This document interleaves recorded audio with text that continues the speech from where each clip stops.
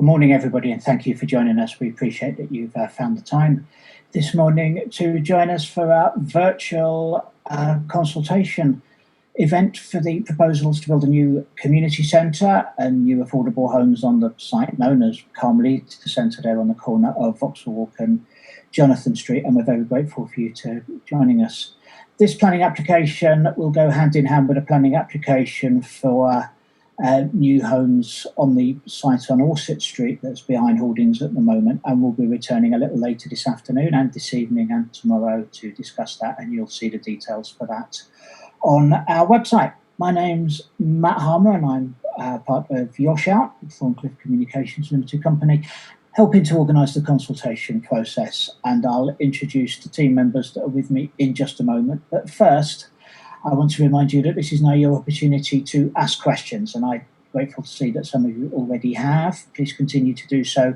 Just follow the instructions on your screen, or if you prefer, give us a phone call. It's 0800 511 8225. That's 0800 511 8225. We look forward to getting your questions, however you choose to raise them. I'll now introduce our team members taking part today. From Homes for Lambeth, Nathan Stevenson.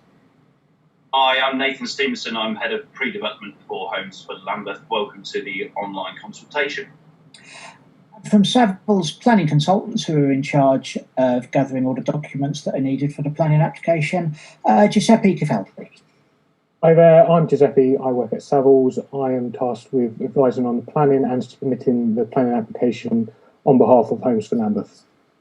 Also joining us, our Sunlight and Daylight Consultant, Jonathan Lonergan. Hi there, I'm Jonathan Lonergan from EV7 and we're Daylight Sunlight Consultants on the scheme. We're also joined by our Civil Engineer, Simon Hall. Hi, I'm Simon Hall from Ardent Consulting Engineers. Thank you. And our architects, firstly, Sean Rafferty. Good morning, everybody. I'm Sean Rafferty from FM Architects, and we are the project architects. Thank you. Thank you. And Simon Fraser. Hello, I'm Simon Fraser from Fraser Brown McKenna Architects. Thank you. Just a reminder that we'll be here again to discuss this particular site at 5:30 tonight and 10 o'clock tomorrow, Saturday morning. And we'll be discussing the related Orsett Street site today a little later, 7 p.m. tonight and midday tomorrow. All the sessions will follow the same format. First, Sean will take us through a short presentation showing us the proposals, and then it's over to you. We'll be asking your questions. Please do submit them as you watch the presentation. We look forward to hearing from you. So without further ado, Sean. Thank you, Matt. Thanks, everybody, for joining us this morning. So what we're looking at the moment is the redevelopment of the existing Carmelita Community Centre that sits at the corner of Jonathan Street and Vauxhall Walk, just to the south of Hammond's Point. The existing building is a single-storey porticabin with a small landscaped four-quarter garden. And what we're, as part of this project, is redeveloping the site so there's a new permanent upgraded community centre facility and 29 affordable homes. So just a little bit of a preamble about the site. So from a broader perspective, from those who are not familiar, the site sits within the Vauxhall Gardens estate. To the south, we have Vauxhall Station and the Vauxhall Gardens. Our site, as we follow up Vauxhall Walk, sits adjacent to Pedlar's Park. And then we have Jonathan Street that runs across to the south here. And then we have the local amenities and the estate buildings surrounding, and with the National Crime Agency buildings here that we can see. Our site, which is the porticabin, and also part of the development site is the existing lawn space that faces Jonathan Street. And here you can see another view going down Jonathan Street towards the east, with the garden on the existing lawn space on the left-hand side, and to the immediate north of the site, you have Hammond's Point and Cloverley Point, with the community centre in the foreground. So I'd just like to take a little minute to discuss some of the, I suppose, some of the key analysis and key opportunities that we've been looking at when we've been sort of approaching the redevelopment of the site. So looking at, we have, you see the site here highlighted in red. Some of the considerations we've had to consider are some overlooking from Hammond's Point and from Amber Heights that sit on the corner, and on the corner of Vauxhall Walk and Jonathan Street. And you can see here the little porta cabin and the forecourt that currently exists. And also then one of the, some of the drivers we've been looking at are the key opportunities in terms of the redevelopment of the site. So first of all, the potential, the redevelopment of the community centre and how that sits in a quite sort of public corner of the site. How we can maximise the building for good orientation, as in good daylighting and good sunlight. The opportunity to relook at the existing lawn space that faces Jonathan Street and make that perhaps potentially a more multi-use green and garden and public amenity for the residents of the estate, and potentially looking at some improvements around the entrance around Hammond's Point. So in regards to an overall massing strategy and architectural development strategy, we have a new block that sits in the same sort of checkerboard pattern that the two existing towers sit in. We have the redeveloped new community centre facility that sits on the corner of Jonathan Street and Vauxhall Walk. This new build facility would also extend to a dedicated community centre garden that will replace the small forecourt that sits at the corner currently, with some low brick walls and planting areas. The redevelopment of the lawn space, which we will touch on later in this document. And in regards to the massing of the new building, I suppose we're trying to be a good neighbour in terms of we have a stepping mass approach. So we try and pull back as much height as we can from the corner, so we don't sort of overburr onto the street. And equally, we pull back from the north of the site in order not to create a canyon effect between the two, our development and Hammond's Point. And we are trying to find a mediation or a halfway point between the 13 stories of the existing Hammond's Point and the 4 or 5 stories that surround on Vauxhall Walk.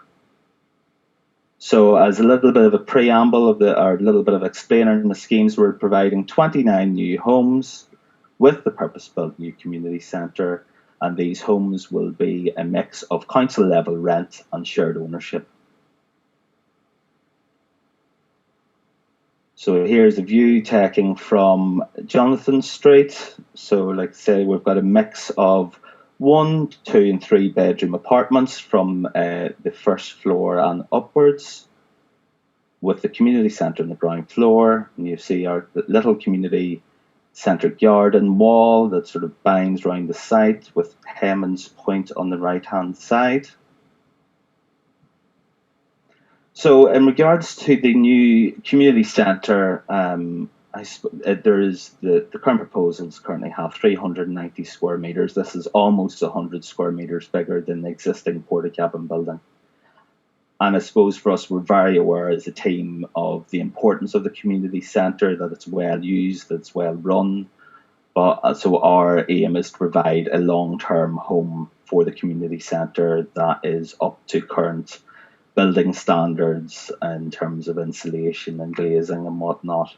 But I think it's very important for us to point out at this stage that any layouts that we're showing you here today for the community centre are indicative only, that they're going to be subject to several months more of consultation, even after the planning process, with both user groups and local residents, so everybody can get the best possible design and layout. So I suppose the key point would be this is the start of the process that will go on for several months.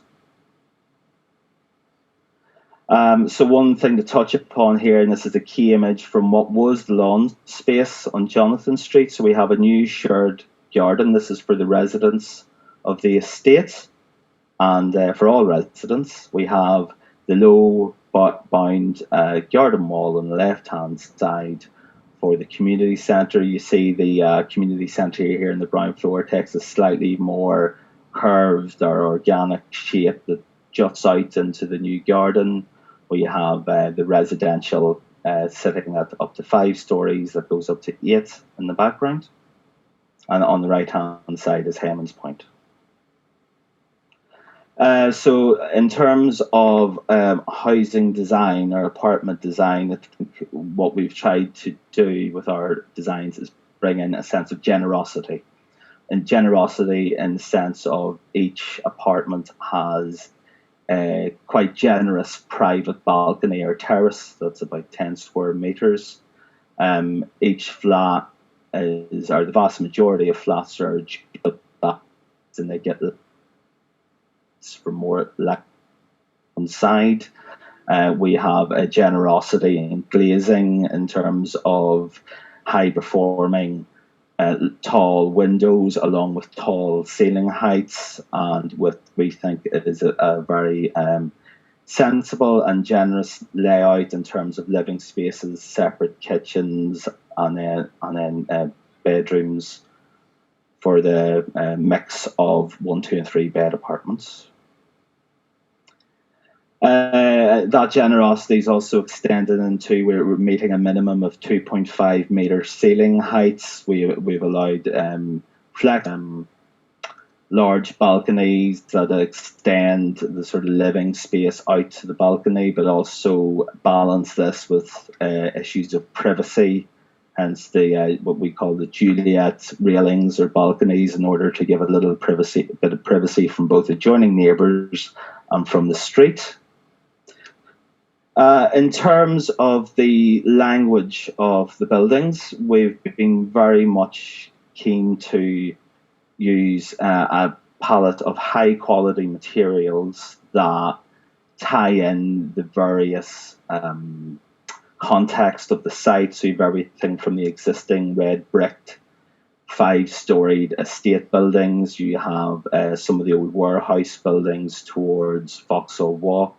You also obviously have Hammond's Point and Cloverley Point. I think what we're trying to do is introduce a calm building, but one that's quietly confident. So we've got high quality brickwork, precast elements for lintels and sills, generously proportioned aluminium windows that you can see here with the Juliet balconies or railings that I talked about previously. This is a part elevation along Vauxhall Walk, so you can see the building stepping from 5 to 8 stories. This is an elevation that sits along Jonathan Street, so you can see here that we have the community centre that has generous amounts of glazing, a little bit of decorative bottle green brickwork that picks up that's a little bit more of a public or shared building.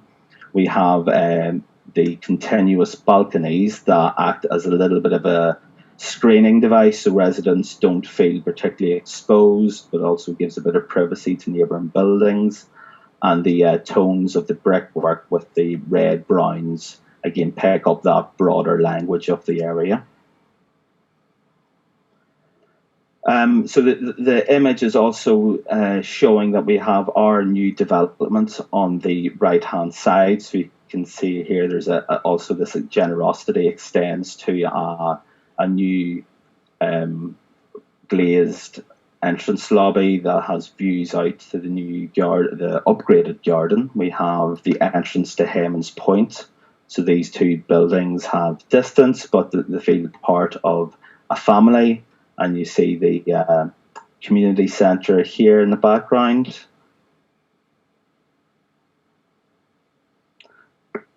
So I suppose one of the key things that we'd like to talk about here today as well is that we're looking at the immediate vicinity of the site.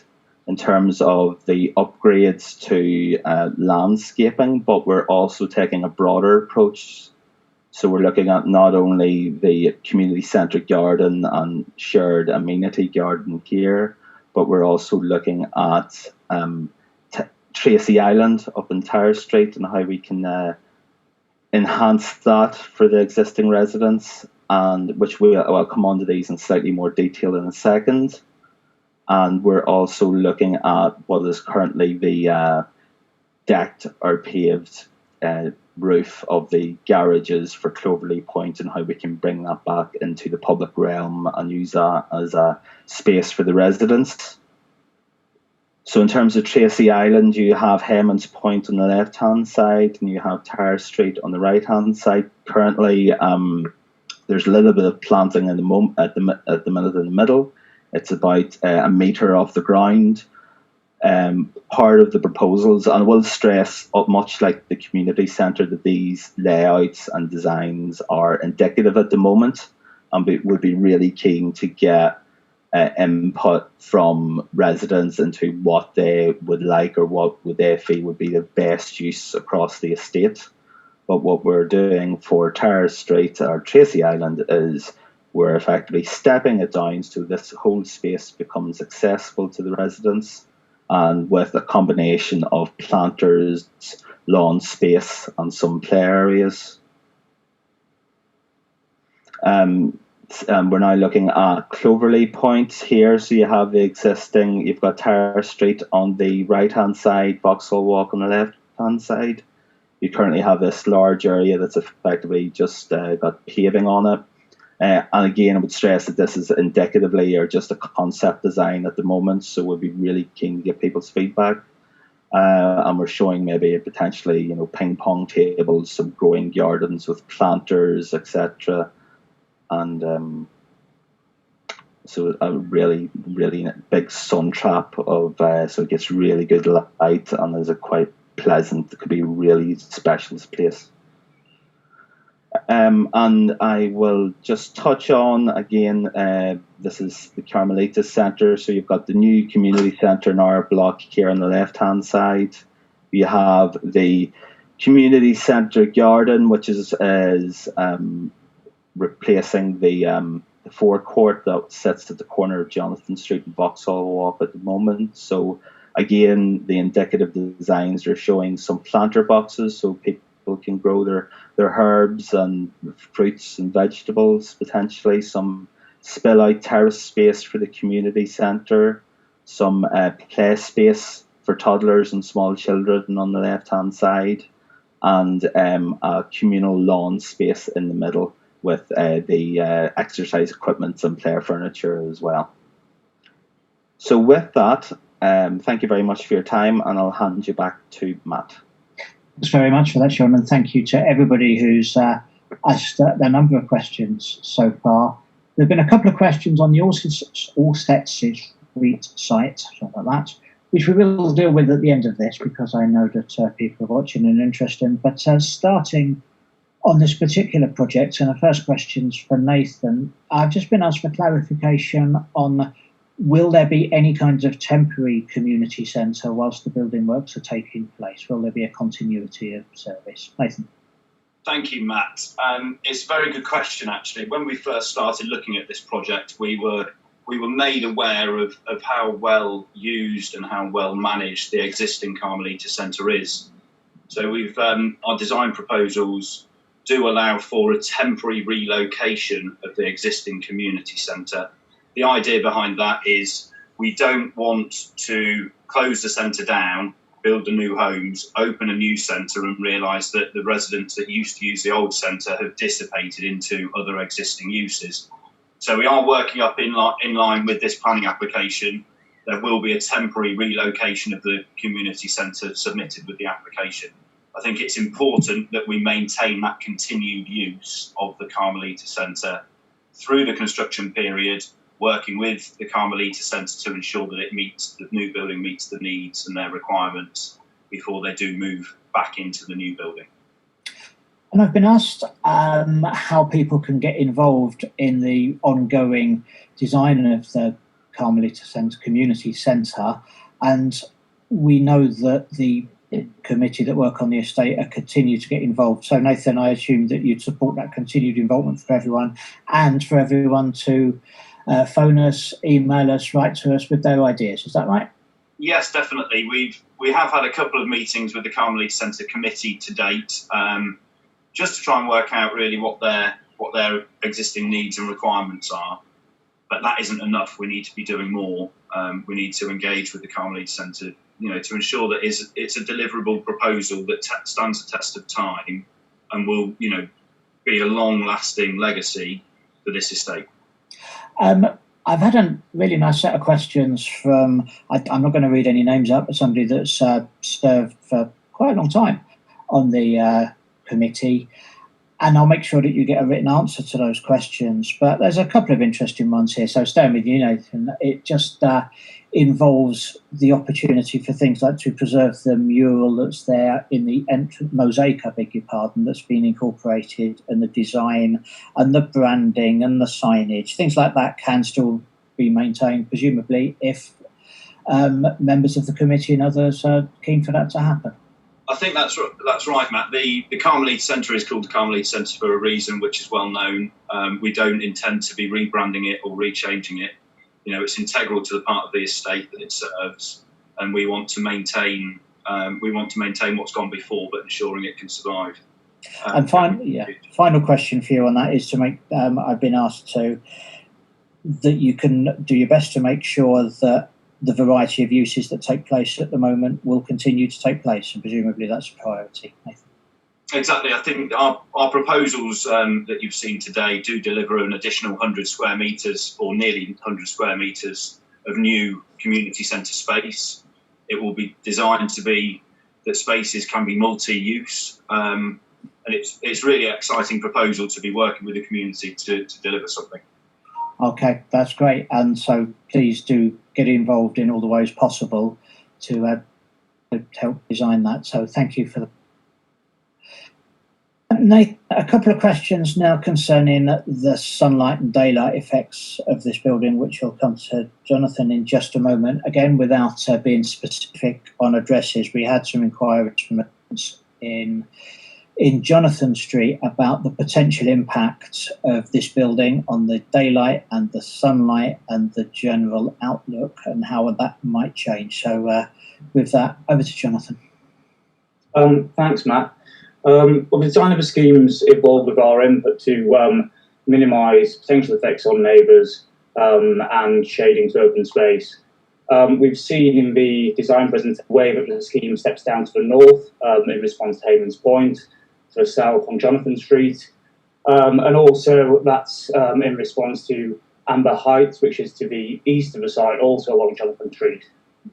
If you look at where those steps are, those 7 steps actually kind of line through with the western elevation of Amber Heights, and that's a direct response to try and limit any daylight sunlight impacts over there. In terms of the rest of the scheme, we continue to input into the design of the units themselves, and as we've seen, we've got high ceilings, good levels of glazing, so all of that's going to benefit new residents coming in and also limit impacts to those existing neighbours. Okay, now you've mentioned the reports, the work that goes onto there. How are those reports going to be visible? And it's also an interesting question, which I think is going to come to Giuseppe, on all the different elements that make up this planning application and what information is available. Giuseppe?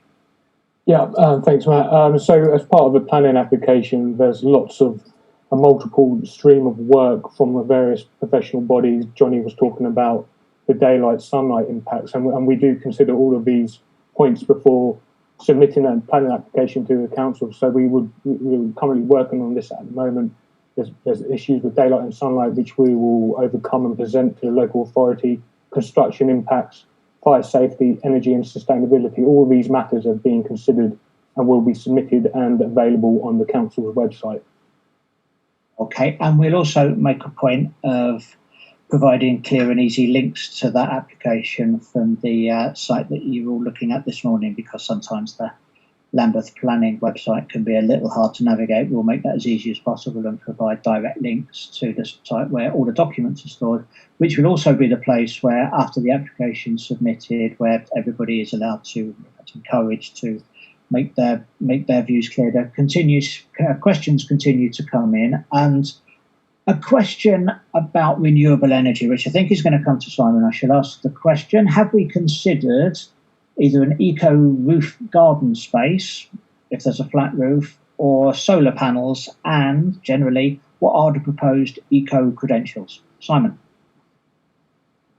Simon Architect, I should say. We have two Simons with us today. Yes, we're looking at various proposals around sustainability just now, and I mean, it's obviously an opportunity to create a sustainable environment through the landscaping, the use of materials, and the energy within the building itself. So we are looking at various ways of photovoltaic panels on the roof, and just general improvements around the scheme itself.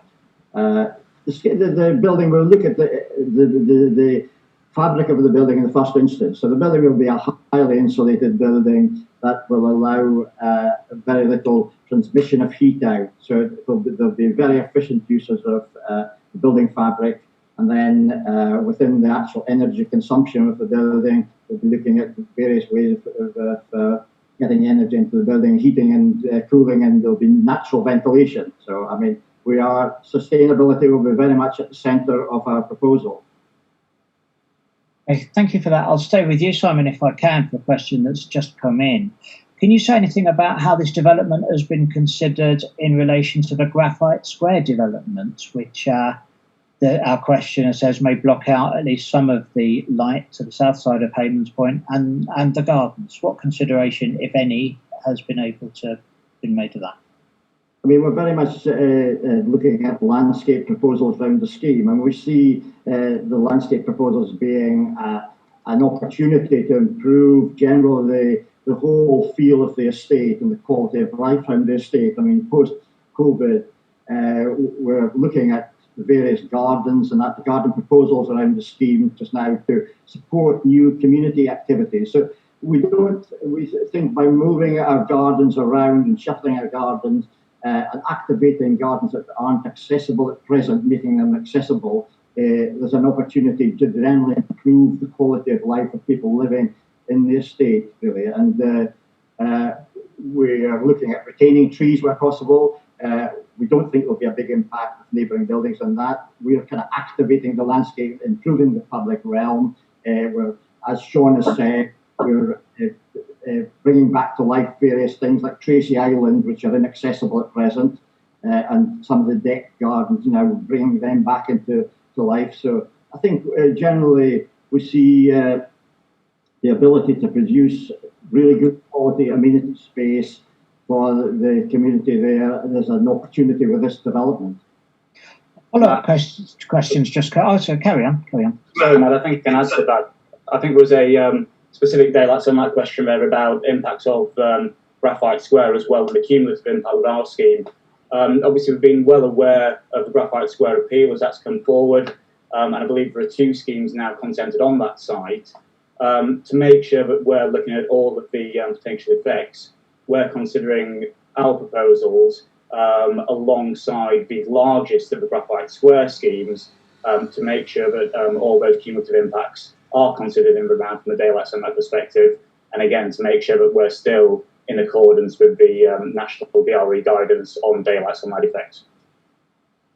Okay, thank you for that. We've had a follow-up question that asks if there are any objective targets for eco credentials. Now, Simon, architect, you may need to come on that if I can call you that, and possibly is there something for Giuseppe to come back on? Some objective targets that might need to be met in some of the reports. Simon first.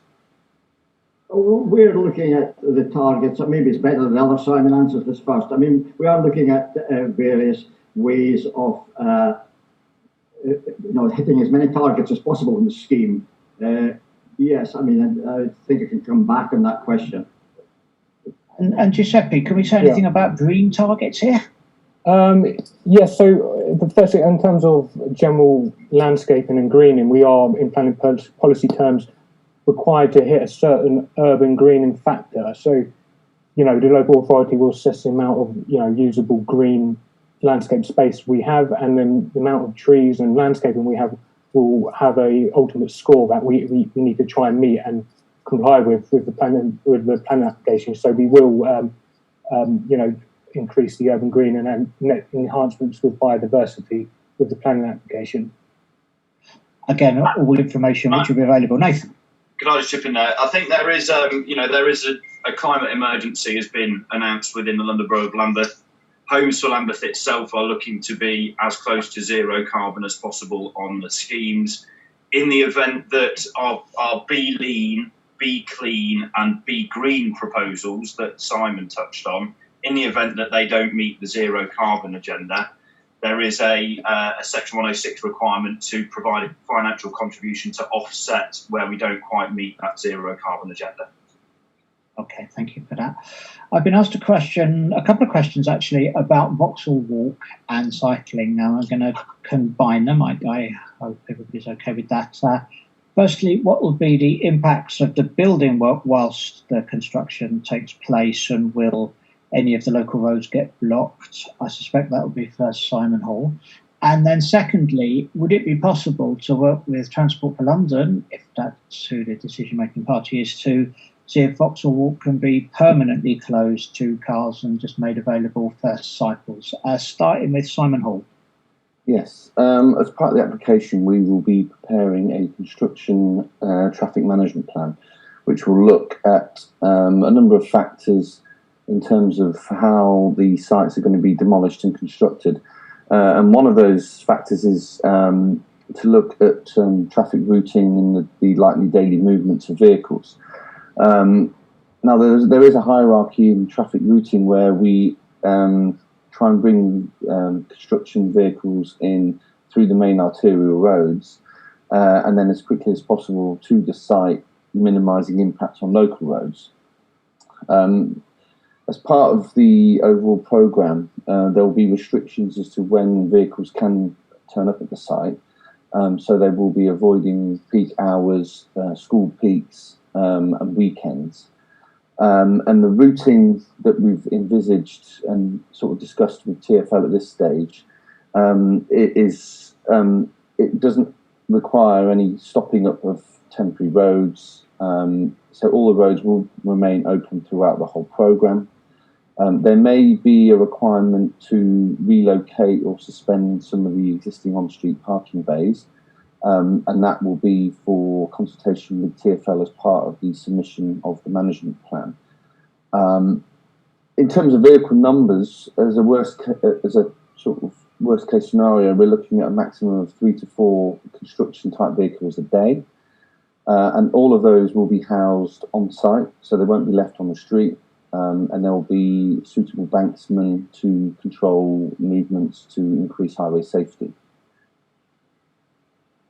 Okay, thank you for that. In terms of a potential long-term closure of the road, I'll come to Nathan to ask, is that something that you think Homes for Lambeth can have any input on? My proposals that you see in front of you today are for new homes, new affordable homes, a new community centre and significant improved landscaping on the estate.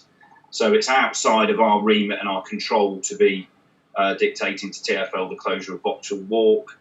However, TfL will be consulted when this planning application is submitted, and will work alongside them to ensure that we minimise the impact on the road network.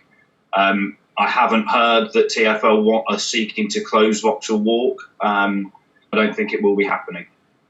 I've got some personal experience of Vauxhall Walk and cycling. Back in the old days, I was a regular cyclist. Our office is at one end, and I know it's a one-way road, but cyclists can use both ways, which I must say greatly helps. But I think things like this are always worthwhile to hear as part of the consultation process, either now, before an application is submitted, and afterwards once it has been, because there's always an opportunity to pass these comments on to the people who make the relevant decisions on what roads can get closed and how paths could get changed. Indeed, just while we're talking, another questioner has asked the opportunity to make other roads vehicle-free, particularly at particular times, to enable easier access to local play areas and things. So these are all comments that are going to get recorded.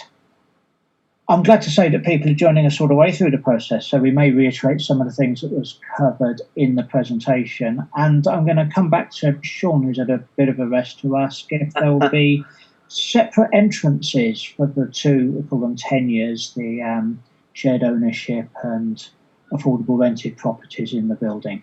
Sean. Yeah, in this particular building, we have one stair course, so you come in of one. I'll go back to previous image. This may help. On the right hand side, we come in of one main generous sized lobby with a lift and stair core, and so we don't have separate core entrances. We have our council rent homes on the first 5 stories, and I believe the shared ownership units on the top 3 stories as well. So we don't have any sort of per doors or anything like that there. It's one shared entrance, one identity for the building. Okay, and staying with you, I've been asked about bike storage. Can you tell us something about that? Yeah, we are currently on, we don't necessarily have a plan, a detailed plan, but we are meeting and exceeding the new GLA, which is the Greater London Authority requirements. So, for example, a 1-bed apartment will have 1.5 spaces, which is a strange average, I know, and all the properties for 2 and 3 beds will have 2 spaces each. It's in a secure room within the ground floor of the new building, and there may be some opportunities as we develop the community centre in detail for some visitor parking spaces as well. Thank you for that. I'll stay with you, if I may, for a question that has just come in. Can you tell us about fire safety in the building? Will the newest regulations be met and exceeded? Will there be sprinklers? Yes, for those who don't know, the building regulations, it's called the Approved Document B, are changing from the end of this month, and every residential building that's over 11 metres will be sprinklered, including this. We obviously take fire safety very, very seriously, and that goes down from everything to our fabric. So we're using robust materials such as brick and metal and precast stone, so concrete.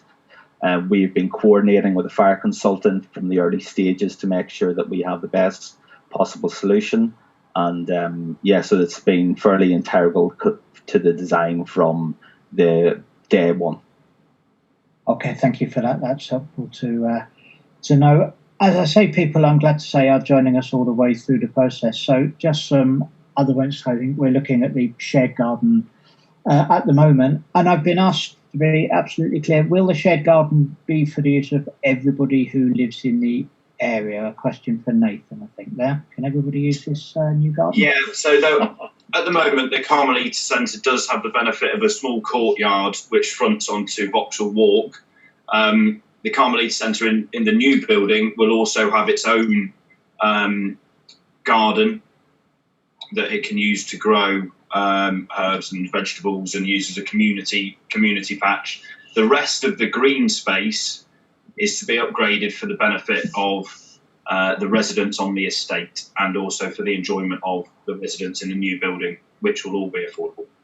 And if we can just stay on that slide, I had a question by email a couple of days ago, asked whether hedges and trees could be used to mark out boundaries, and Sean, it looks like that's the case. Yes, very much so. So as you can see here from the landscape proposals, that we use landscape to define either play spaces, communal lawns with furniture, or in the case of the community centre garden, a combination of hedging, planting, and quite low brick walls. So not a wall as a barrier, but more like a planter wall. So we create a little bit of a green edge along Jonathan Street as well. So we feel that there'll be a greater amount of planting and green space than that's there at the moment. Is correct? That fair? That would be a fair assessment, and also a sense of permeability across the site as well.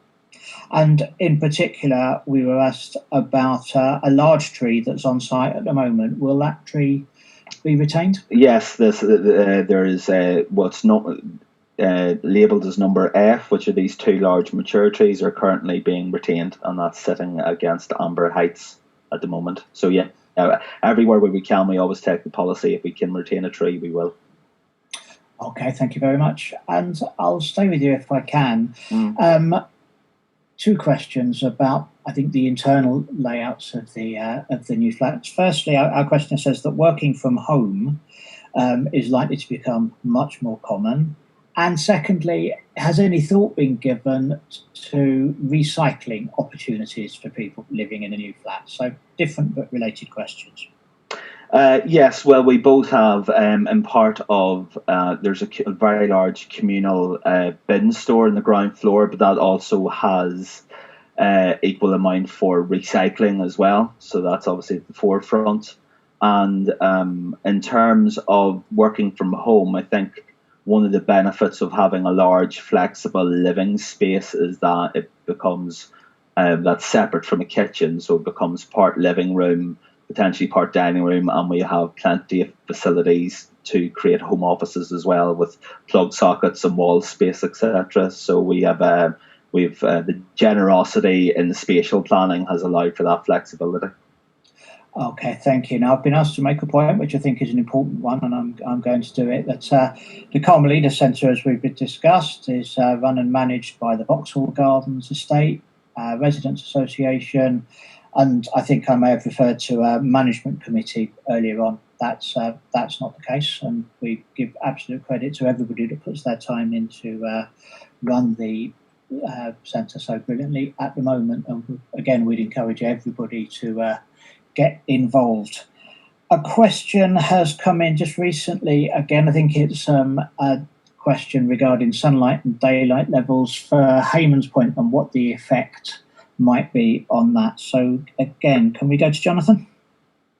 Yes, thanks, Matt. The main living room windows to Hayman's Point at the southern side of Hayman's Point face south across the open space and will be unaffected by the proposals. As we noted earlier, there are some flank windows to the western side of Hayman's Point as you get to the northern part of the Carmelita Centre Site, but that's where our scheme steps down to avoid impacts there. When you get into that main western run of windows of Hayman's Point, our building stops kind of short of those, so there'll be no effects there. So overall, we're fairly happy that daylight sunlight to Hayman's Point and the rest of the neighbours will be retained at good levels. Okay, thank you very much for that. A couple of similar questions. In fact, I think we can, yes, we're on the open space slide at the moment. Again, where will the area, I've been asked specifically for the ability to plant and allotments. It looks to me as though that's H there.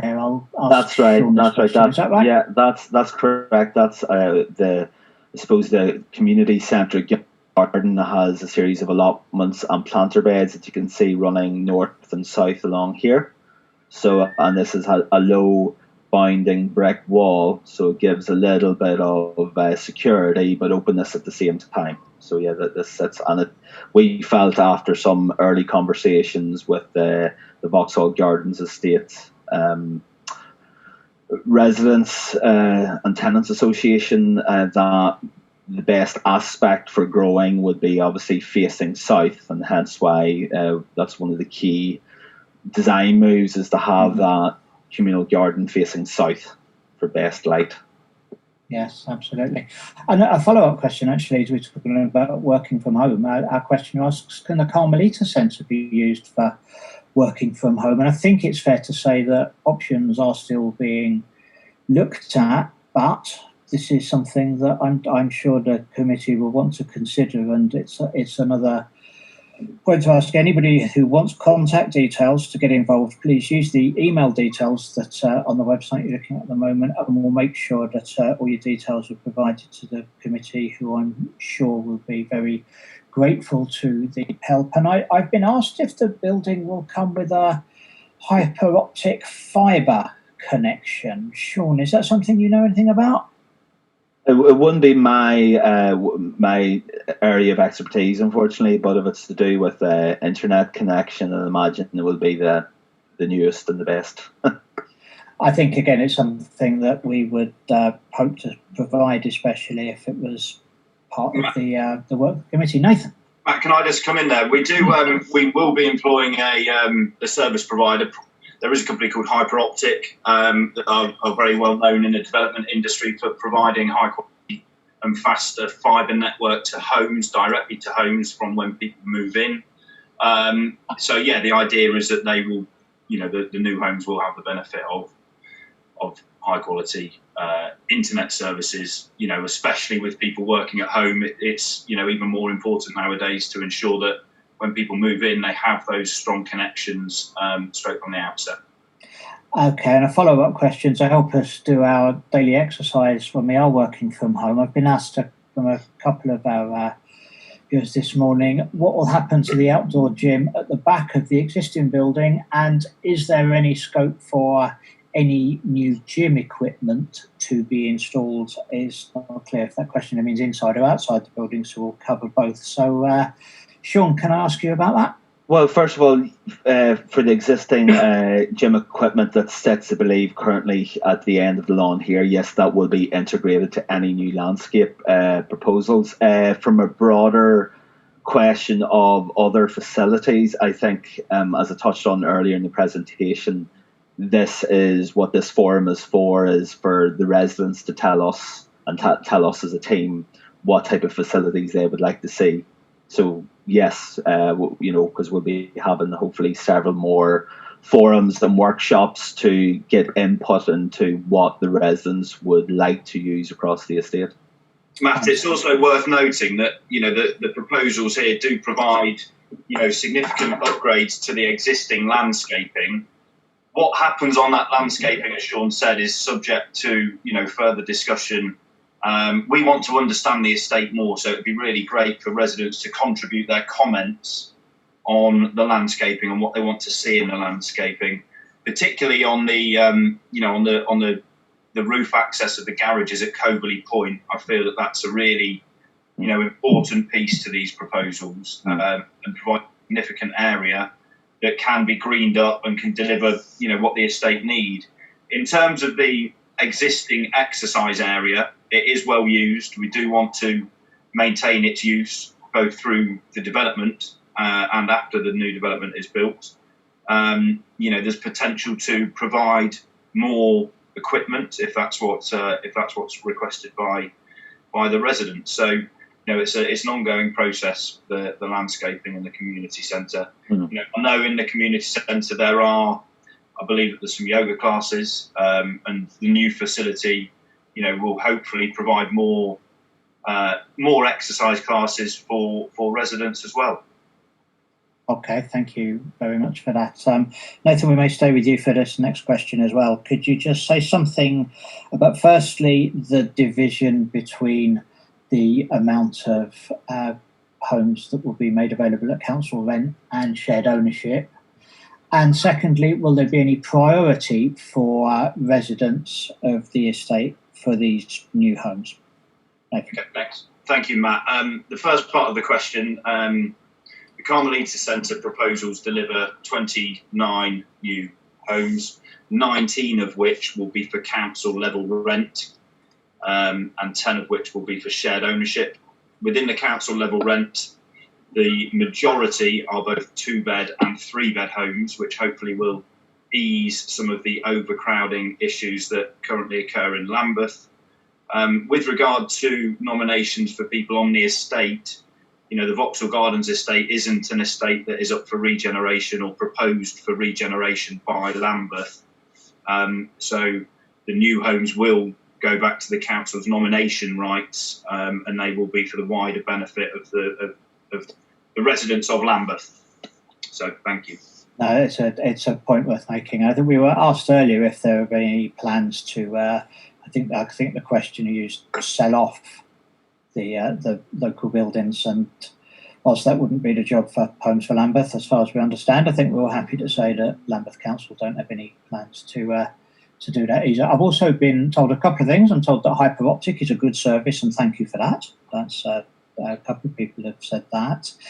And the slide that may be on your screens at the moment, Jonathan Road, I've been asked to point out to everyone that it's Jonathan Street, not Jonathan Road. So I'm sorry about that. I do apologise, a little bit of a typo there. We will change that before our session at 5:30 this evening. I'm very sorry about that, everyone. It's important to get these things right. I'll come back to Nathan now, because I've been asked by a couple of our viewers today just to clarify a little bit the relationship between these proposals and the proposals for the site at Orsett Street. Nathan. Okay, so the two sites will be submitted within one planning application. Across the two sites, there will be 50% affordable housing. So there'll be 29 homes for affordable housing, and there will be 38 for private. There will also be the provision of the new community centre and extensive landscape proposals and improvements between the Carmelita Centre Site and the Orsett Street site. We've been discussing with the council's planning department how best to bring forward both sites, and it was felt that by linking them, you can generate more improvements to the linked green spaces that are currently enjoyed by the residents of the estate. So yeah. Okay, thank you for that. And whilst this question does relate to the Orsett Street site, I suspect the questioner is watching us now, so I'll ask it. Our questioner says that the construction compound site, as they call it, was going to be turned back into a green field, which was something that was agreed at an earlier stage. Are we talking about the same site, and was there an agreement at one stage to keep it or have it? Yeah, so the Orsett Street site is classed as estate amenity land. I think 8 or 9 years ago, it was released to be a temporary contractor compound, both for the development of the Bellway Homes site and also for the Brer Group, who carry out estate-wide improvements. There is a temporary planning permission that is to return it back to green space, which is currently in the planning process. We obviously the wider regeneration and landscaping benefits are sought to improve the quality of the existing green spaces, accepting that there will be a loss of green space on the Orsett Street site.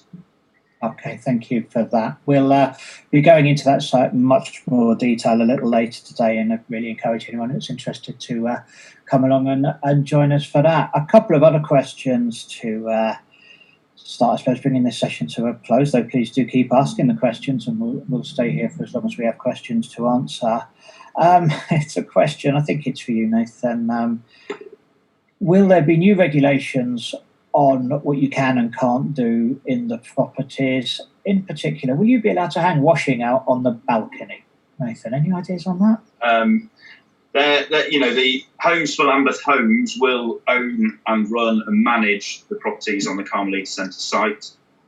Every resident will be subject to a lease. Within that lease, there will be certain provisions in terms of what people can and can't do in terms of holding parties and things like that. So obviously we can't control the behaviour of everybody. We can try and restrict it through the lease agreements. Here is the design seek to mitigate the impact of people hanging out their washing on the balconies by having them enclosed in the extra brickwork that Sean referred to in the design proposals.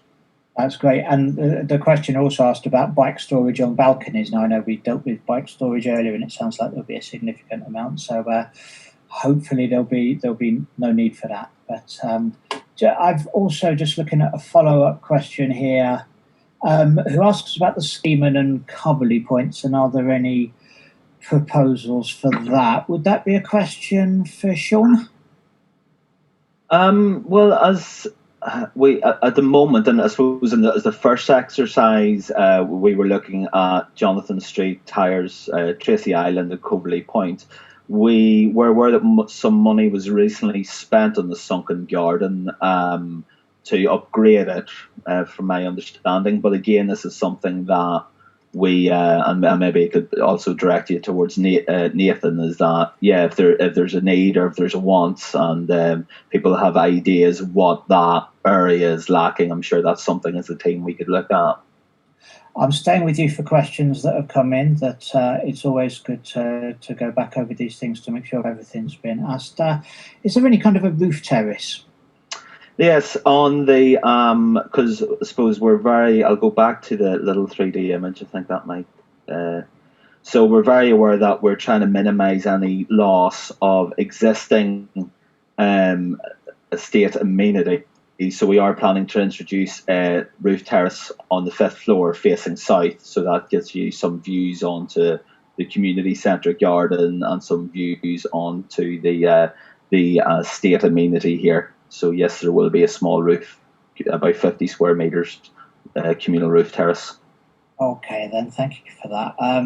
From the roof to the bottom of the building, I'm told that there's a family of foxes living under the building currently, and we've been asked if we can make sure that they're relocated safely. And Simon, our civil engineer, I'm sure you'll do your best to make sure that happens, won't you? Yeah, of course. There'll be a lot of ecology work done, either as part of the conditions anyway. So all of these sort of natural habitats and what have you will be picked up and dealt with in the proper manner. Okay, thank you. I've been asked some questions about further consultation, which I want to come to in just a moment, but we've also been asked about the likely timescale for progress on this application, including the submission of the application and the decision-making process. Now, I believe, Sean, that you have a slide that can take us through that whole process. Absolutely, yeah, sure. So from our point of view, we've had 2 pre-application meetings with the planners at Lambeth, with some meetings with the Vauxhall Gardens Estate Residents and Tenants Association. We're obviously starting this consultation period now in May, and we're in slightly strange times at the moment, but we are targeting a summer 2020 planning submission, and hopefully with determination by the end of the year, and going even forward, hopefully start on site next summer. But I want to draw people's attention to the second arrow. So I think it's quite important that people realise that even beyond the planning submission point or even the planning determination point, that we will still be engaging with residents over the design, layout and the various functions of the community centre. So that process will be going on potentially for another year as well. Thank you. Just stay on that slide for a moment, because earlier we were asked that the committee had earlier looked at a second option for location of the Carmelita Centre, and had that been decided not to progress with, and the answer is yes, and this has happened through the series of the presentation to the management committee and with planners as well, to make sure that what's being brought forward is the best possible outcome for everyone. I've also been asked again to assure everyone, as you just have, that consultation will continue. I'm told that some of the letters about this event have only arrived very recently. Some arrived well over a week ago, so I'm pleased that everybody's been able to join. So please do continue to stay involved. You can email us, you can contact us through the website, and you can ring us. All the details are there on the site. It's a slightly different phone number, which you'll see, and I'll just come to in a moment. You refer there as well to the start on site in summer 2021, and I've just been asked if Homes for Lambeth will make any efforts to use local suppliers and local labour on the site when it's built. Nathan? Yeah, there is the Homes for Lambeth business plan was approved at the Overview and Scrutiny Committee in April. There are provisions in there that we should seek to use local employment, local labour. Further to that, there will be the addition of apprenticeship schemes within the building period.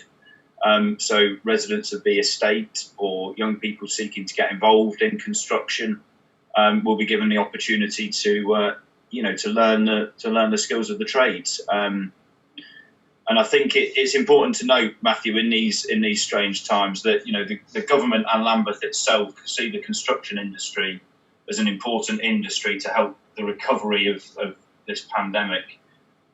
We want to be at the forefront of the economic recovery and create more jobs and more homes, and more community facilities and more landscaping proposals. So, yeah.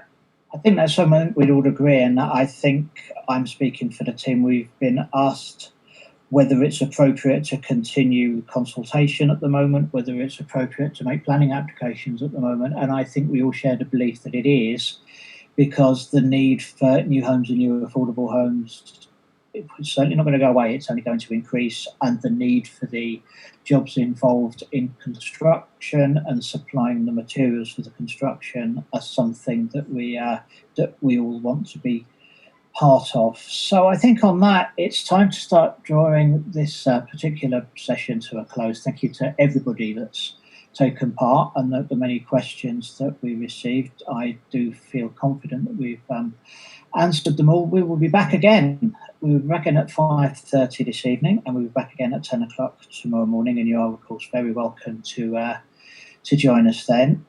In the meantime, on behalf of all the team, I shall say goodbye and thank you all for joining us, and I wish you a very pleasant afternoon. Goodbye now.